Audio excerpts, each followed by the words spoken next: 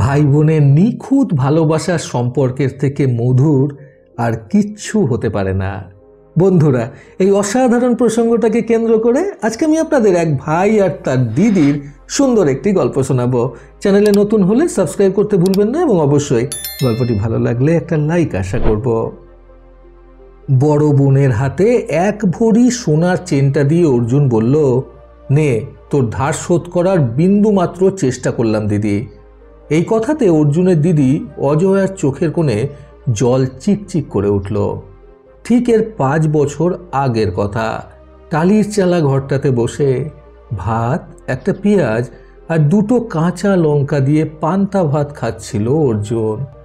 আর মনোযোগ সহকারে ছোট পুরনো টিভিটায় একটা সিনেমা দেখছিল। বয়সটা তার খুব একটা বেশি বলা চলে না, তার বয়স মাত্র 19 বছর। তার বাবা ভেতরের ঘরে বসে ওই সামান্য পান্তা ভাতের খোঁটা দিচ্ছে আর টিভিতে চলতে থাকা সেই সিনেমাটা মনোযোগ সহকারে দেখছে। অর্জুনের মা পান্তা ভাত খেতে থাকা অর্জুনের কাছে এসে তার হাতে 300 টাকা ধরিয়ে দিয়ে বলল, খাওয়া শেষ করে তোর ঘরটা পরিষ্কার করবি সুন্দর করে, তারপর বাজারে গিয়ে মুরগির মাংস আর অল্প করে বুঝে সুঝে ভালো কাতলা মাছ নিয়ে আসবি। তোর অজয়া দিদি আসছে তোর জামাইবাবুকে নিয়ে।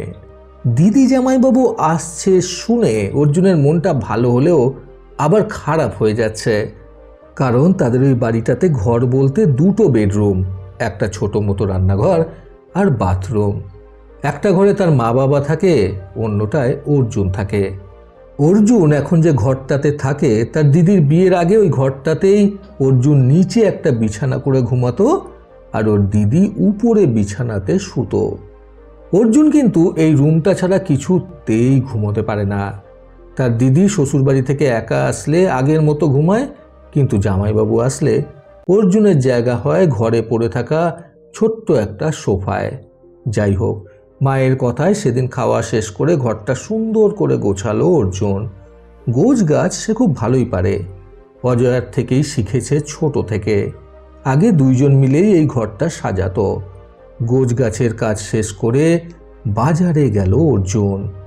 বেশ দাম কষাকষি করে 180 টাকা দিয়ে বেশ খানিকটা মাংস কিনলো অর্জুন, আর আবারও দাম কষাকষি করে 100 টাকার মধ্যে কয়েক টুকরো ভালো কাতলা মাছ কিনলো আর 20 টাকার মোবাইলে রিচার্জ করলো।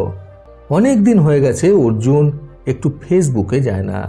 আজকে একটু ফেসবুকে যাওয়া হবে, এই খুশিতে নাচতে ইচ্ছে করছে তার। বাজার থেকে মাছ মাংস নিয়ে এসে সে দেখে তার দিদি আর জামাইবাবু চলে এসেছে।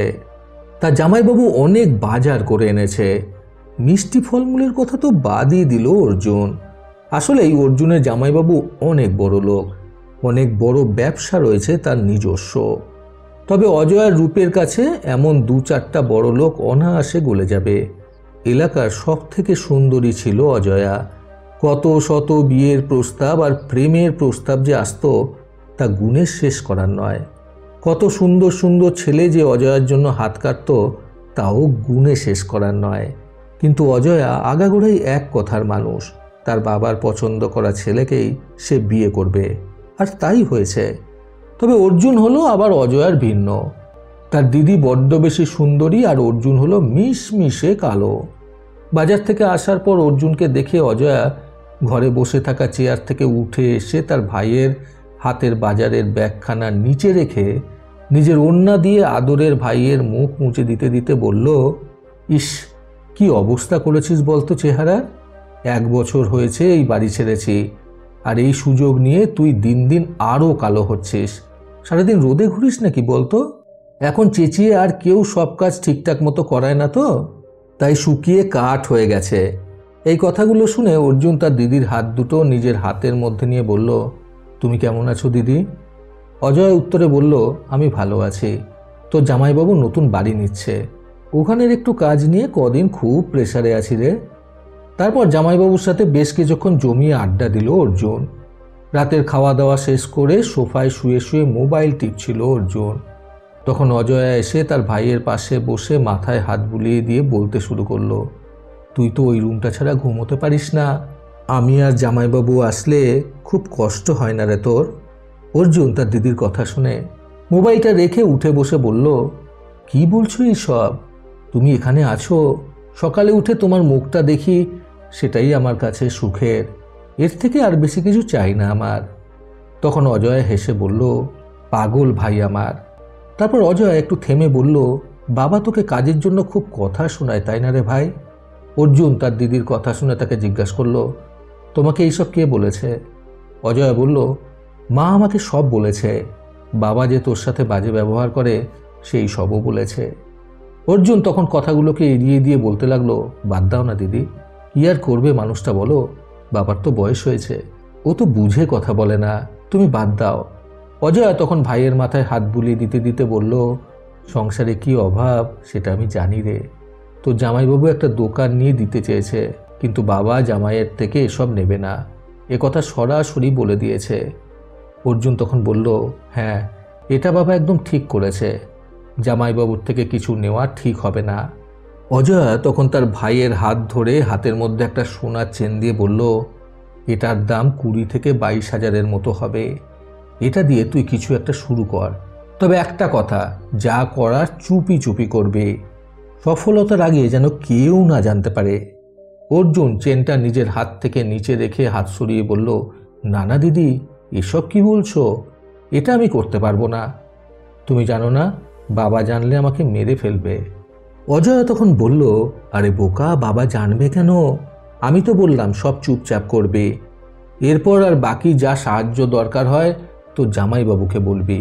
আর হ্যাঁ, এটা ভাবিস না যে তোকে আমি দয়া করলাম, আর সফলতার পর আমাকে তুই আবার সোনার চেন গড়িয়ে দিবি, কেমন? অর্জুন তখন বলল, কিন্তু জামাইবাবু যদি জিজ্ঞেস করে চেনের কথা? অজয় তখন বলল, এমন আরও 2-4টে ঘরে এখনও আমার আছে, আর তোর জামাইবাবুই এটার আইডিয়া দিয়েছে আমাকে, কিন্তু তুই ওকে সামনাসামনি কখনো বলিস না, তাহলে ও লজ্জা পাবে। এই কথাগুলো শুনে অর্জুনের বুকের মধ্যে থেকে কান্না আসছে, কিন্তু অবশ্যই এটা খুশির কান্না। তখন অর্জুন তার দিদিকে শক্ত করে জড়িয়ে ধরে কাঁদতে কাঁদতে বলল, দিদি তোমাকে অনেক ভালোবাসি আমি, তুমি ছাড়া কখনো কেউ বোঝেনি আমাকে। অর্জুনের দিদি তখন বলে উঠল, ধুর পাগল, ছাড় তো এখন এইসব, আমি ঘুমোবো আর তুইও ঘুমিয়ে যা, সকালে তাড়াতাড়ি উঠবি। তোর জামাইবাবু, আমি আর তুই ঘুরতে যাব কোথাও একটা। 5 বছর আগে সেই সোনার চেন বিক্রি করে 18,000 টাকা দিয়ে কাপড়ের ব্যবসা শুরু করেছিল অর্জুন।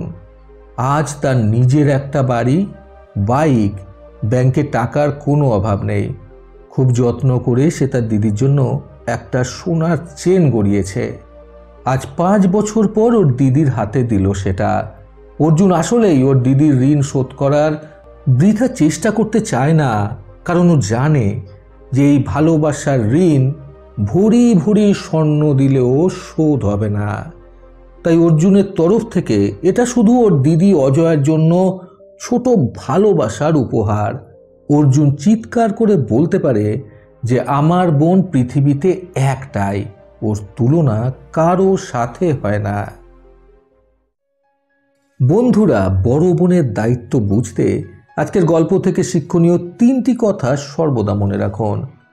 প্রথমত, কোনো কোনো পরিবারে বড় দিদিরা তাদের ভাইদের ক্ষেত্রে মা বাবার দায়িত্ব পালন করে থাকে।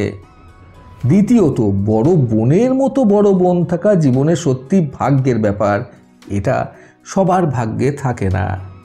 তৃতীয়ত, ভালো মানুষদের মনের অন্তরালে একটা ভালো মানসিকতা সুপ্ত অবস্থায় থাকে, যেটা জায়গা বিশেষে প্রস্ফুটিত হয়। প্রতিবারের মতো আবারও বলবো, এই পৃথিবী তাদেরকেই সম্মান দেয় যারা ইউনিক কিছু করার ক্ষমতা রাখে। সকলের সুস্থ এবং সুন্দর জীবন কামনায় প্রকৃত জীবন থেকে আমি সন্তু চক্রবর্তী আবার আসবো আগামীকাল নতুন সুন্দর শিক্ষণীয় একটি ছোট গল্পের সাথে। ভালো শুনুন, ভালো থাকুন, ধন্যবাদ।